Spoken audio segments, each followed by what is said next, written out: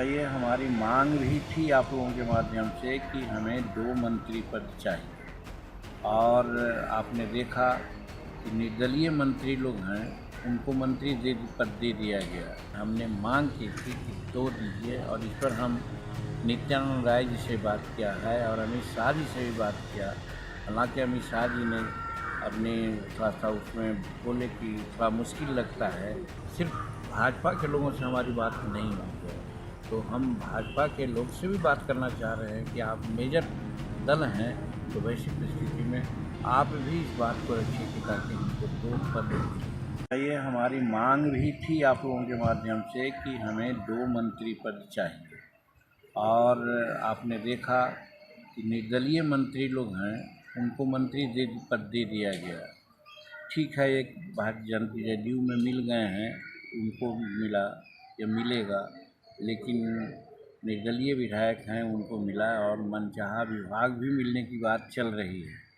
तो वैसी परिस्थिति में हमारा क्लेम मजबूत होता है और हमने मांग किया था और बात भी सही है कि मगध क्षेत्र एक तरफ शेड्यूल कास्ट की बहुलता है तो दूसरे तरफ सवर्णों में भी कदावर नेता की आवश्यकता है और सवर्णों में कदावर नेता हमारे पास हैं अनिल सिंह, 4 बार विधायक रहे हैं, मंत्री रहे हैं, उन पर किसी प्रकार का आरोप नहीं रहा है। तो वैसी परिस्थिति में हमने मांग की थी कि 2 दीजिए और इस पर हम नित्यानंद राय जी से बात किया है और अमित शाह जी से भी बात किया।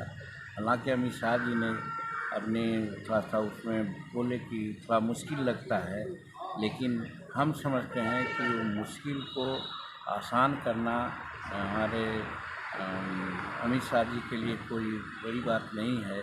इसलिए आज जब पूछ रहे हैं तो पुनः मैं अपनी बात को दोहराता हूँ कि हिंदुस्तानी अवाम मोर्चा सेकुलर को 2 मंत्री पद मिलना चाहिए और सामाजिक सामंजस्य के लिए भी मगध में एक शेड्यूल कास्ट को मिला है तो एक सवर्ण को भी मिलना चाहिए ताकि सवर्णों का वोट कंसोलिडेट होकर के हम लोग को मिले।